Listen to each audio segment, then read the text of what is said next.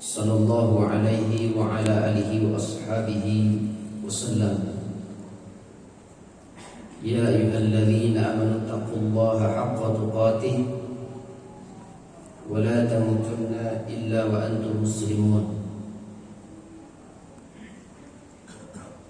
Bapak Ibu kaum muslimin wal muslimat, sidang jemaah maghrib, kajian rutin pembahasan kitab akidah khusus tentang kematian.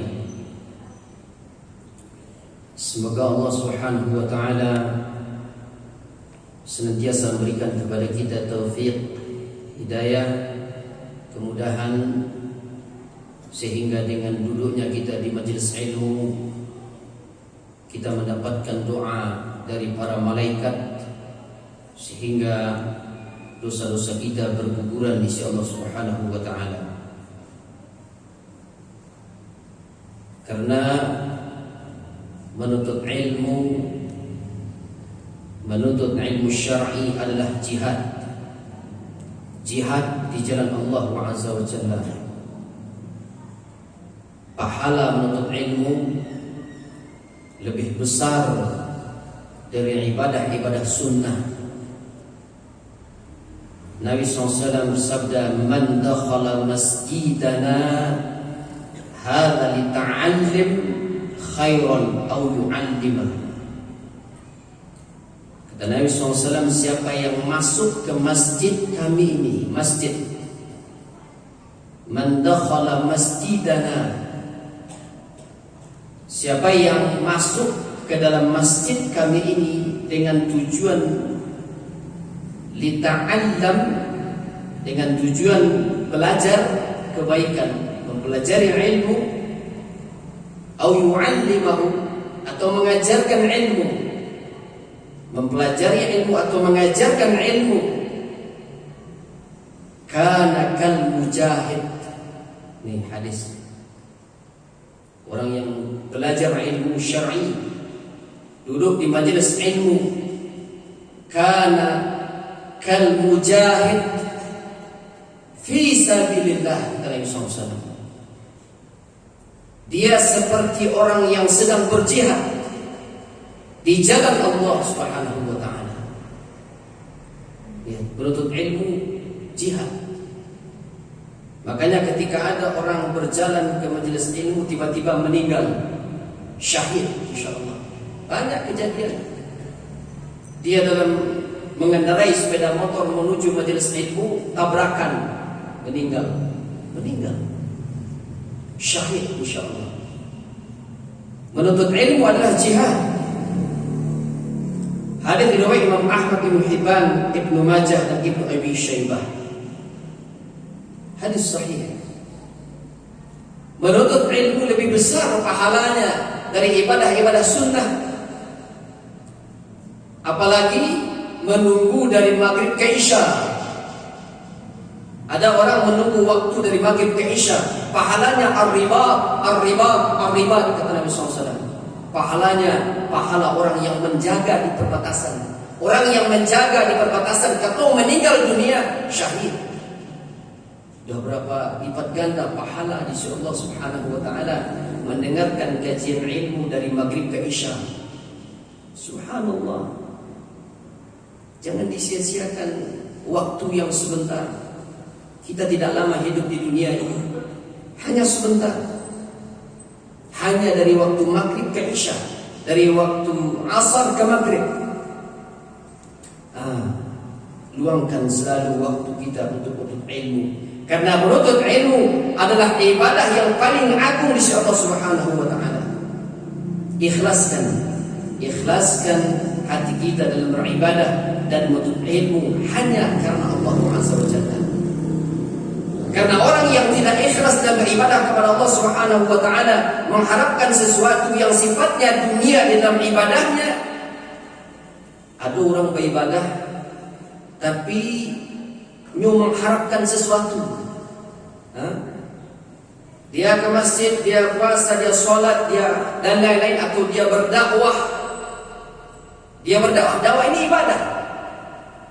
Ada orang yang mengharapkan sesuatu yang sifatnya dunia di dalam ibadahnya, maka amalnya akan dihapus di sisi Allah Subhanahu wa taala di akhirat nanti, dan dia tidak akan mendapatkan apa-apa kecuali neraka Allah Azza wa Jalla. Ada orang beribadah, dia mengharapkan sesuatu yang sifatnya dunia. Termasuk dakwah ini, termasuk dakwah. Dia tidak akan, amalnya dihapus Allah. Di akhirat tidak mendapatkan apa-apa kecuali neraka. Lihat firman Allah Azza wa Jalla surat Hud 15-16. Man kana yuridu hayatad dunya wa zinataha, kata Allah. Siapa yang menghendaki kehidupan dunia dan perhiasannya, dunia, nuwaffi ilaihim a'malahum fiha. Kami berikan kepada mereka balasan amal-amal mereka. Di mana? Di dunia. Di dunia diberikan. Ini orang yang enggak ikhlas ibadah apapun. Wa hum fiha la yubkhasun. Mereka di dunia tidak akan dirugikan. Ada orang tahajud, rajin tahajud tiap malam. Niatnya apa? Keinginannya apa? Kaya. Niatnya untuk kaya. Kalau Allah berkehendak, kalau Allah kayakan dia. Dia beribadah tiap malam tahajud, tapi niatnya untuk dunia, untuk kekayaan. Allah kayakan nanti. Ini janji Allah dalam Al-Quran. Kami berikan nuwaffi ilaihim a'malahum fiha. Kami berikan kepada mereka amal mereka di dunia. Tapi di mana? Di dunia. Wa hum fiha la yubkhasun. Mereka di dunia tidak akan dirugikan, kata Allah. Tapi apa kata Allah Subhanahu wa taala dalam ayat berikutnya? Ulaika alladziina laisa lahum fil akhirah. Itulah orang-orang yang tidak akan mendapatkan apa-apa di akhirat, ilan nar, kecuali neraka. Orang yang ibadah kepada Allah tapi dia menginginkan sesuatu yang sifatnya dunia dalam ibadahnya, dia tidak akan mendapatkan apa-apa di akhirat kecuali neraka. Di dunia dia dapat. Wa habita ma sana'u fiha. Lenyap di akhirat itu apa yang telah mereka usahakan di dunia. Wa batilum ma kanu ya'malun. Terhapuslah apa yang telah mereka kerjakan. Hapus amalnya. Sia-sia. Ada orang dakwah tapi karena amplop. Banyak. Mengundang ustaz tapi niatnya amplop. Iya, godaannya besar. Di Padang dakwah berapa sekali dakwah? 250, 300 ribu. Maghrib ke Isya, nanti subuh, besok lagi, tiap hari godaan dunia. Dakwah, ibadah. Kalau mengharapkan sesuatu yang sifatnya dunia, dia tidak akan mendapatkan apa-apa di akhirat. Luar biasa. Kalau kita tidak berilmu sebelum beramal, hancur amal itu. Nah, semoga Allah Azza wa Jalla menjauhkan kita dari perbuatan syirik. Itu perbuatan syirik. Ya, itu perbuatan syirik. Semoga Allah Azza wa Jalla menjauhkan kita dari perbuatan syirik dan kita mengharapkan surga Allah Subhanahu wa taala sehingga kita terjauh dari azab kubur. Suatu hari Nabi SAW, nah kita lanjutkan kajian alam kubur. Suatu hari Nabi SAW melintasi sebuah benteng Bani Najjar. Tiba-tiba terjadi sebuah peristiwa yang mengagetkan beliau, di mana Nabi SAW hampir saja terjatuh dari keledainya. Dan ternyata di dalam benteng itu ada kuburan. Rasul masuk ke dalam sebuah benteng, lalu kaget karena keledainya kaget, karena binatang mendengar adab kubur. Hampir saja Rasul jatuh. Ternyata di situ ada kuburan, 6 atau 5 kuburan. Nabi SAW bertanya, siapa yang tahu dengan penghuni kubur ini? Kata salah seorang sahabat Nabi SAW, saya ya Rasulullah. Lalu Nabi menanyakan, bagaimana keadaan mereka sewaktu meninggal dunia. Kata sahabat ini, dia mati dalam keadaan musyrik, dia mati dalam keadaan syirik, dalam keadaan syirik. Kemudian apa kata Nabi SAW? Inna hadhil ummata tubtala fi quburiha. Sesungguhnya umat ini akan diuji di dalam kuburnya. Akan diuji di alam kubur. Pertama begitu dia masuk, dihimpit oleh himpitan kubur. Siapapun akan merasakan yang namanya himpitan kubur. Kemudian ditanya oleh malaikat Munkar dan Nakir, dibentak, falaula an la tanafanu la da'watullahi an la yusmi'akum min adabil qabr.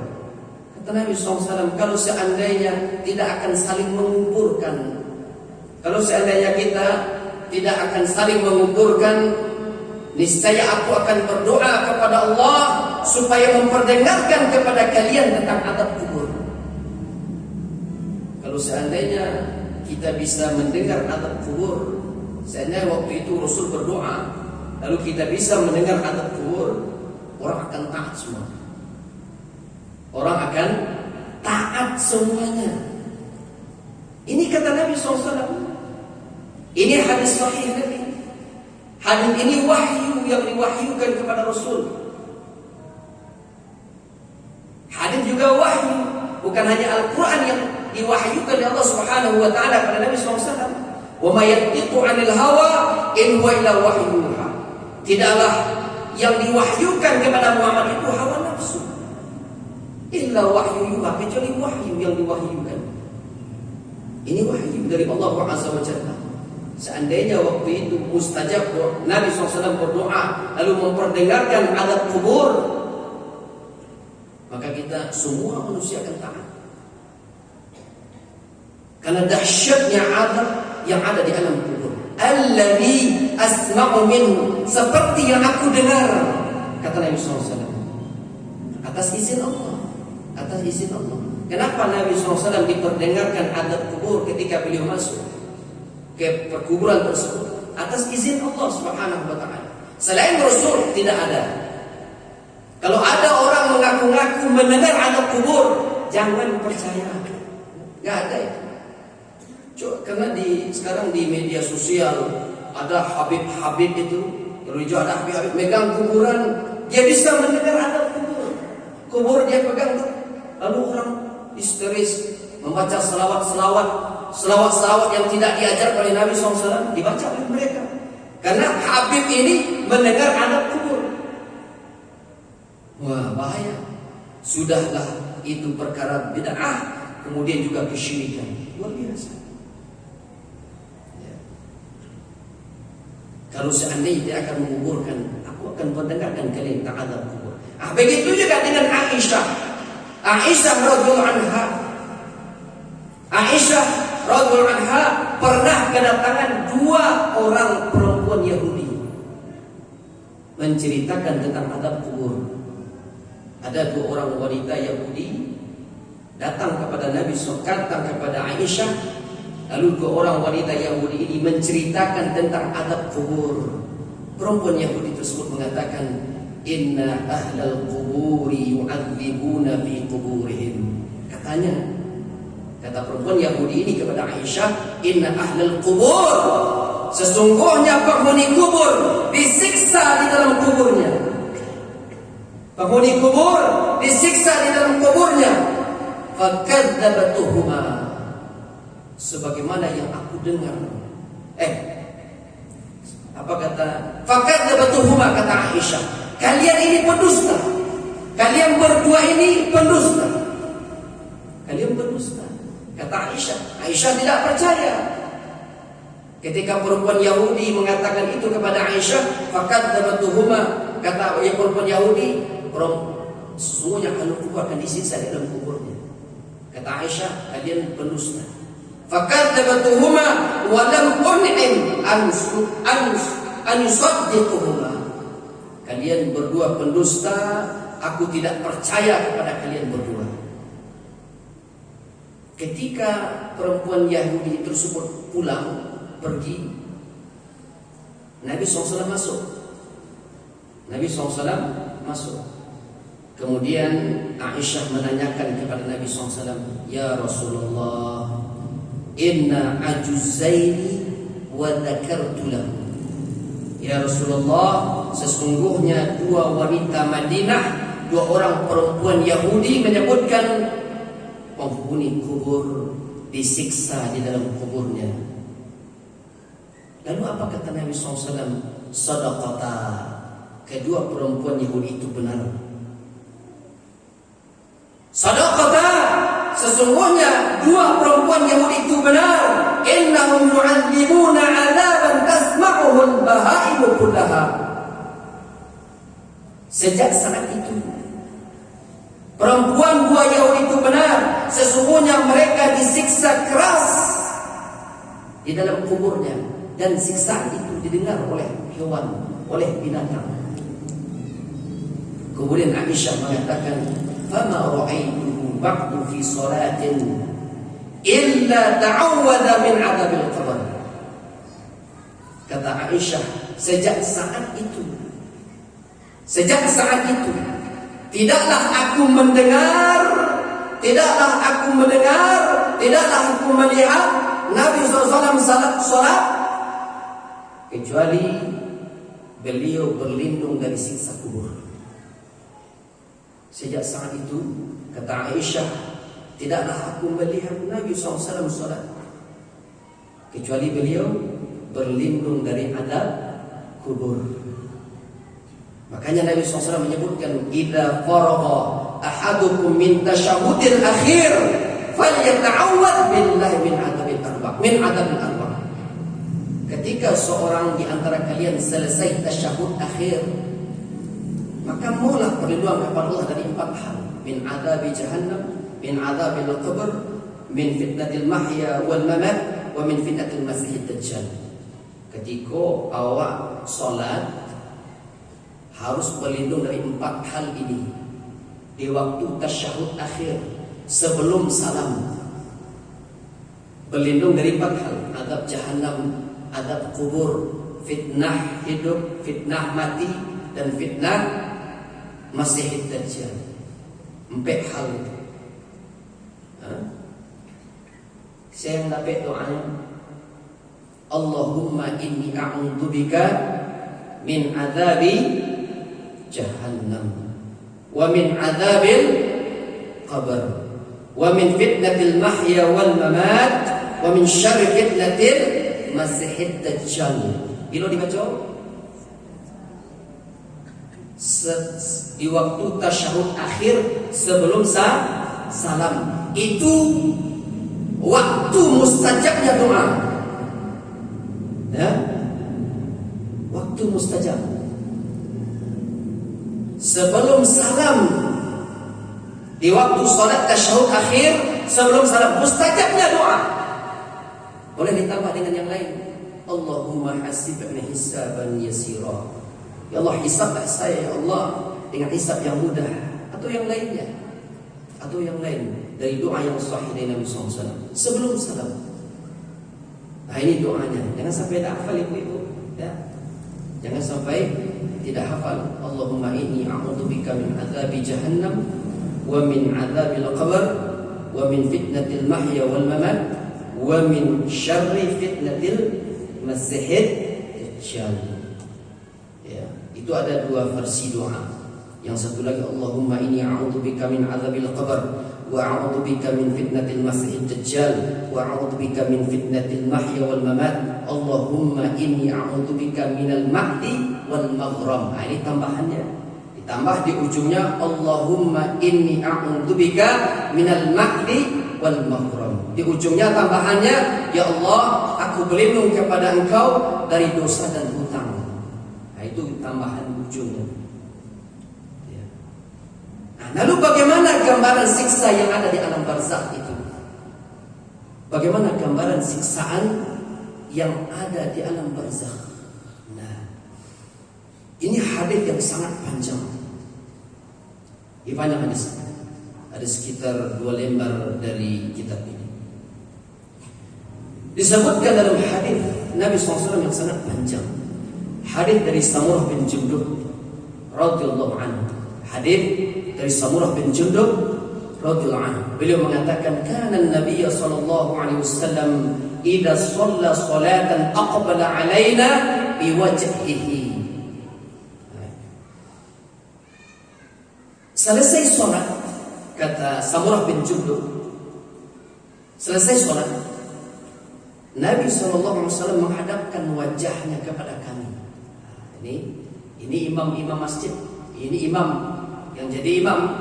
Ketika selesai salam, astaghfirullah, astaghfirullah, astaghfirullah. Allahumma antas salam, minkas salam, tabarakta ya dzal jalali wal ikram. Baputa mengaduk ke jemaah, menghadap ke jemaah. Ya. Nah ini astaghfirullah, astaghfirullah, astaghfirullah. Allahumma antas salam wa minkas salam, tabarakta ya dzal jalali wal ikram. Baputa itu imam. Makanya Nabi SAW selesai mengimami orang salat, beliau menghadapkan wajahnya kepada jemaah. Ini hadis. Ini hadis. Ya. Selesai salat, Nabi SAW menghadapkan wajahnya kepada kami. Maka seorang imam ketika selesai salat, sunnah bagi dia untuk menghadapkan wajahnya kepada jemaah. Nah, Nabi SAW bertanya, "Man ra'a minkum min lailata ru'ya?" Jadi ketika selesai sholat, Rasul menghadapkan wajahnya kepada jemaah. Beliau bertanya, siapa di antara kalian yang bermimpi semalam? Fa in ra'a ahadun qassaha fayaqulu ma Allah. Kalau ada yang bermimpi, dia menceritakan mimpinya kepada Nabi SAW. Lalu apa jawab Rasul? Ketika ada orang bermimpi, sahabat bermimpi, lalu mimpi itu diceritakan kepada Nabi SAW. Apa jawab Nabi SAW? Masya Allah. Jadi kalau ada orang mimpi elok, mimpi yang baik, bukan mimpi buruk. Kalau mimpi buruk, jangan sekali-kali diceritakan kepada siapapun. Jangan. Ya, itu kalau mimpi buruk, jangan sekali-kali mimpi buruk itu diceritakan ke siapapun. Begitu mimpi buruk malam hari, langsung ta'awud, isti'adzah, berlindung kepada Allah, kemudian berputar tidurnya, pindah posisi, rubah posisi tidur. Begitu ta'awud, meludah ke kiri 3 kali, kemudian rubah posisi tidur. Nah, itu. Kalau mimpi buruk, a'udzubillahi minasyaitonirrajim, meludah ke kiri 3 kali. Ya, meludah biasa. Aku ada laki seolah meludah. Malam baca kalau malam ibu janji dulu. Ya. Aku praktekan mimpi malam meludah. Jadi ya, meludah biasa, meludah biasa. Ya. Nah, apa jawab Nabi SAW ketika mendengarkan mimpi? Masya Allah, bukan bonde, bukan gitu. Jadi kalau ada orang mimpi menceritakan mimpi baik, jawab Masya Allah. Itu jawabannya. Kita mendengar Masya Allah. Jangan olah. Oh, anak-anak jangan. Ya. Fasa'alana yawman. Suatu hari kami bertanya. Faqala, tapi Nabi SAW balik bertanya. Para sahabat ingin bertanya, tapi Rasul malah bertanya. Apa kata Nabi SAW? Hal ro'a ahadun minkum ru'ya? Apakah salah seorang di antara kalian ada yang bermimpi sesuatu? Kata para sahabat, tidak ya Rasulullah, tidak ada. Kata Nabi SAW, lakinni ra'aitul laylata rajulaini atayani. Semalam aku bermimpi. Ada 2 orang yang datang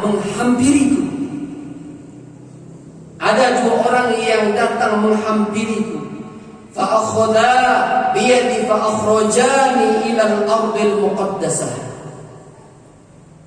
Keduanya meraih tanganku lalu membawaku pergi ke tanah yang disucikan, Masjid Al-Aqsa ini, kata para ulama. Ada dua orang yang datang kepada Nabi SAW, membawa beliau pergi ke tanah yang disucikan, Masjid Al-Aqsa. فَإِذَا رَجُلٌ جَالِسٌ وَرَجُلٌ قَائِمٌ بِيَدِهِ كَلُّوبٌ مِنْ حَدِيدٍ. Di sana ada seseorang yang tengah duduk dan seorang lainnya berdiri. Biyadihi kallubun min hadid. Di tangannya ada pengait besi.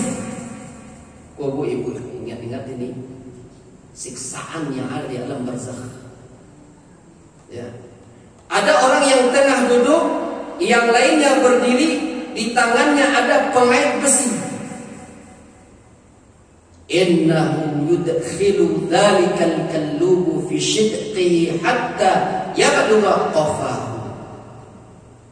Pengait besi itu ditusukkan ke lehernya sampai menembus tengkuk. Mana leher? Leher ditusuk di leher sampai menembus tengkuknya. Thumma yaf'alu bi shidqihi al-akhir mithla dhalik wa yalta'imu shidquhu hadha faya'udu fasna'u mithlahu. Kemudian ditusukkan lagi seperti sebelumnya. Pengait besi ditusukkan ke lehernya sampai menembus tengkuk. Kemudian ditusukkan lagi seperti sebelumnya, lehernya kembali sembuh seperti semula. Kemudian ditusukkan lagi seperti sebelumnya, lehernya kembali sembuh seperti sebelumnya, dan begitu seterusnya. Ini yang pertama, ditusuk lehernya sampai menembus tengkuknya, kemudian sembuh, ditusuk lagi, sembuh, tusuk lagi, sembuh, begitu seterusnya. Tidak saya bacakan matanya semua mengingat waktu. Aku bertanya, kata Nabi SAW, siapa ini? Apa ini, kata Nabi SAW? Kepada dua orang yang bawa Nabi SAW, para malaikat ini yang bawa Nabi SAW. Sudah, ayo pergi. Intalaq. Sudah, ayo pergi. Kata dua malaikat. Kemudian apa kata Nabi SAW? Kami pergi sehingga kami tiba di hadapan seorang yang tengah tidur telentang. Dan orang yang lain berdiri di kepalanya dengan membawa batu besar. Ada orang yang di hadapannya lalok, tidur telentang, yang lainnya berdiri di atas kepalanya membawa batu besar. Lalu batu itu dipukulkan kepada orang itu, dan ketika batu itu dipukulkan terpelentar, lalu dia pergi untuk mengambil batu itu, dan dia tidak kembali lagi kepada orang yang itu sampai orang itu sembuh seperti semula. Kemudian dia kembali memukulnya, sembuh, kembali, begitu seterusnya. Nanti saya jelaskan satu persatu. Apa ini? Adab siapa ini? Apa yang menyebabkan dia diadab seperti ini di alam kubur? Aku bertanya, apa ini? Kata Nabi SAW. Sudah, ayo paling intolak. Sudah, pergi. Kami pun pergi, kata Nabi SAW. Kami pergi hingga kami sampai di sebuah lubang seperti tungku. Sebuah lubang seperti tungku. Bagian atasnya sempit, sementara bagian bawahnya luas.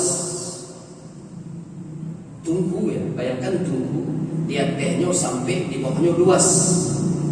Ya, bayangan saya kalau kira-kira ada botol lagi yang besar itu, kan susah keluar orang, ya, susah keluar. Di bawahnya luas, di bawahnya dinyalakan api.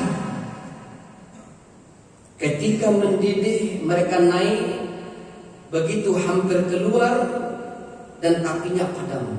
Lalu mereka kembali lagi ke bawah, ke dasarnya. Di sana kata Nabi SAW ada para lelaki dan wanita telanjang.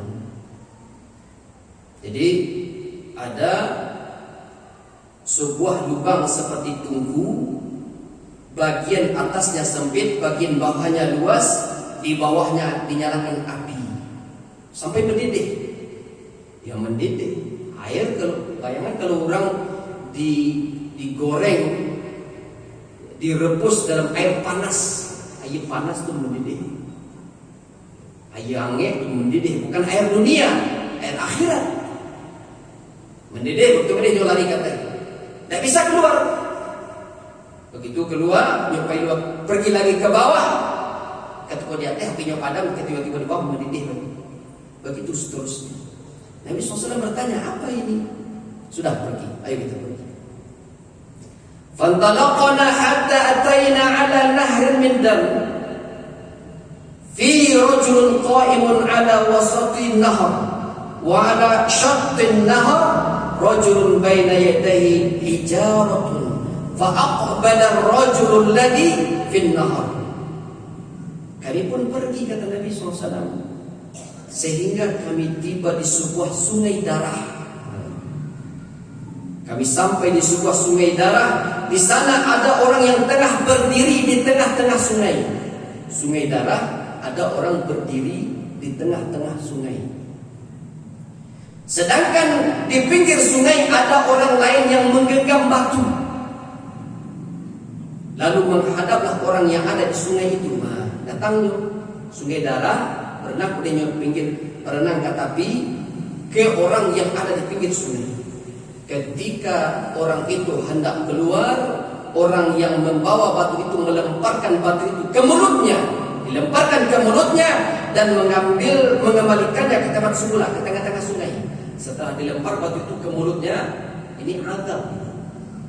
Masuk ke dalam mulutnya batu tersebut, lalu dia dikembalikan ke tengah-tengah sungai. Setelah itu setiap kali orang yang ada di sungai itu datang kepadanya dan ingin keluar, mulutnya dilempar batu. Kemudian dia kembali lagi ke tempat semula, datang lagi ke tengah sungai. Sungai darah, dari tengah ke pinggir, di pinggir dilempar batu, nyopai ke tengah balik, nyopai ke dilempar batu, begitu seterusnya. Mulutnya dilempar batu. Apa ini, kata Nabi SAW? Sudah, intolak, sudah kita pergi. Kami pun pergi, kata Nabi SAW.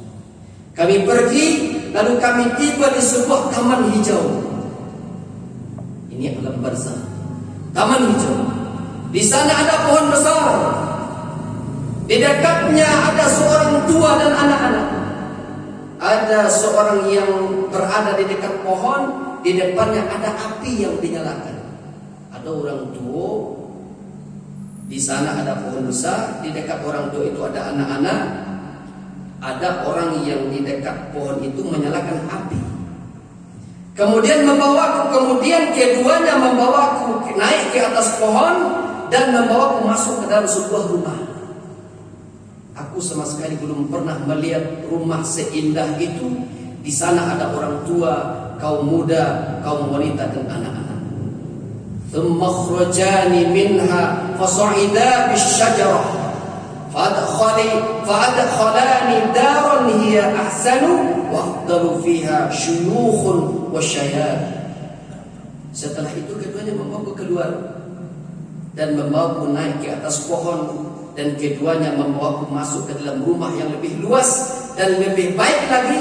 Di sana ada orang tua dan kaum muda. Nanti saya jelaskan satu persatu. Lalu apa kata Nabi SAW? Tawaffatu mani laylata fa akhbirani amma ra'aitu. Kalian sudah membawaku berkeliling malam ini. Beritahukanlah kepadaku tentang apa yang aku lihat. Baiklah, kata dua orang itu. Baik. Orang yang lehernya ditusuk, kata malaikat ini kepada Nabi SAW, adalah para pendusta. Orang yang lehernya ditusuk sampai menembus tengkuk adalah para pendusta. Menuturkan kebohongan, dustanya dibawa sampai mencapai sisi-sisi langit. Karena itu dia diperlakukan seperti itu, kata malaikat ini, sampai hari kiamat. Orang yang kepalanya dipukul, nanti jelaskan satu-satu. Orang yang kepalanya dipukul dengan batu adalah orang yang diajarkan kepadanya Al-Quran oleh Allah Subhanahu wa Ta'ala pada malam hari, tapi dia tidak membacanya. Diajarkan Al-Quran oleh Allah Subhanahu wa Ta'ala pada malam hari, tapi dia tidak membacanya. Dan siang harinya dia tidak mengamalkannya. Dia diperlakukan seperti itu sampai hari kiamat. Walladzi ra'aitu fit taqbi fahum az-zuna. Dan yang kau lihat di dalam lubang itu adalah para pezina. Walladzi ra'aitahu fin nahari akilur riba. Yang kamu lihat di sungai darah itu adalah para pemakan riba. Akilur riba, pemakan riba. Orang tua yang ada di bawah pohon itulah Ibrahim, dan anak-anak kecil yang ada di sekitarnya adalah anak-anak manusia. Ini anak-anak manusia yang sudah meninggal dunia sebelum balik. Anak-anak yang meninggal dunia sebelum balik itu akan diasuh oleh Nabi Ibrahim alaihissalam. Rumah pertama yang kamu masuki itu adalah rumah seluruh kaum mukminin. Sementara rumah ini adalah rumah syuhada. Kata dua orang itu, Ana Jibril wa hadha Mikail. Saya Jibril dan ini Mikail. Farfa'rak. Sekarang lihatlah ke atas, kata malaikat ini. Farfa'tu raksi fa'idha fawqi mithla sahab. Aku melihat ke atas, kata Nabi SAW, di sana ada sesuatu seperti awan. Dzaka manziluk, itu rumahmu, kata dua malaikat ini. Da'ani adkhul manzili. Biarkan saya memasuki rumah saya, kata Rasul. Kata malaikat ini, innahu baqiya laka umurun lam tastakmil. Masih ada sisa umur yang belum engkau habiskan. Masih ada siksa umur yang belum engkau habiskan. Falau stakmalta ataita manzilak. Andai usiamu sudah habis, kata dua malaikat ini, kamu bisa memasuki rumah. Nah, hadis ini riwayat Imam Al-Bukhari dalam kitab Fathul Bari. Nah, inilah siksaan. Gambaran siksaan yang ada di alam barzakh yang diperlihatkan oleh Allah Subhanahu wa Ta'ala kepada Nabi SAW. Kepada Nabi SAW.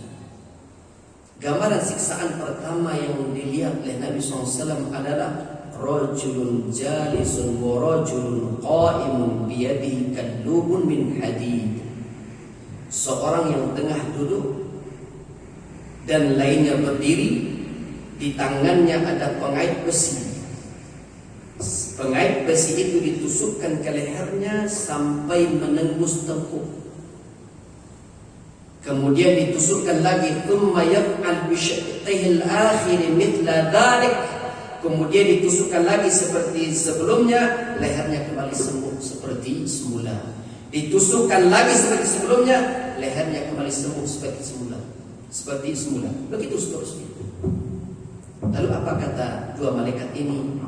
Ammal ladzi ra'aitu syaqqu shidquhu fakadzabun yuhaddithu bil kadzbati fatuhmalu anhu hatta tablugha al-afaqa wa yusna'u bihi ila yaumil qiyamah. Kata Nabi SAW, kata dua malaikat ini, ammal ladzi ra'aitu yushaqqu shadquhu fakadzabun. Orang yang lehernya ditusuk dengan keras itu adalah fakadzabun, para pendusta. Orang yang sering berdusta akan diazab oleh Allah di alam kubur. Ya. Orang yang sering berdusta akan diazab oleh Allah di alam kuburnya. Orang yang ditusuk dengan keras inilah para pendusta, menuturkan kebohongan sampai-sampai dustanya mencapai sisi-sisi langit. Karena itu dia diperlakukan seperti itu ila yaumil qiyamah. Dia akan diazab seperti itu sampai hari kiamat. Ini dosa lisan, bukan hanya dusta. Ada hadis yang lain yang menyebutkan ini dosa lisan. Ya, ini dosa lisan. Baik dosa lisan dalam bentuk perbuatan atau perkataan. dosa lisan dalam bentuk kedustaan atau dosa lisan dalam bentuk ghibah dan gunjing. Dosa besar.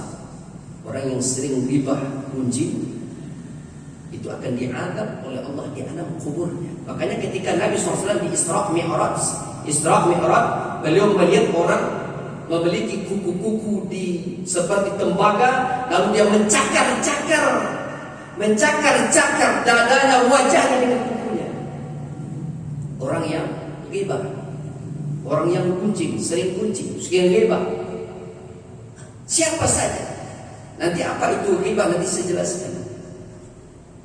Hati-hati dengan dusta. Hati-hati dengan dusta. Karena para pendusta diadab di alam kubur sampai hari kiamat. Sampai hari kiamat. Bolehkah berdusta? Boleh, tapi nanti ada penjelasannya. Di alam kubur lehernya akan ditusuk sampai menembus tengkuk. Kemudian lehernya sembuh, lalu ditusuk lagi sampai menembus tengkuknya. Begitu seterusnya sampai hari kiamat. Jadi di alam kubur orang yang sering berdusta itu diadab, lehernya ditusuk lagi sembuh, ditusuk lagi sembuh. Awasi kalau terkena oleh duri itu sakit luar biasa. Duri dunia sakit luar biasa. Ditusuk duri sakit luar biasa. Nah ini bukan tusukan dunia, tusukan akhirat, tusukan alam kubur. Bagaimana saya gambarkan orang yang diadab di alam kubur. Kita hidup di dunia, ruh ikut jasad. Di alam kubur jasad ikut ruh. Nah gitu. Ya, awak lihat di dunia kalau dipukul jasad sakit.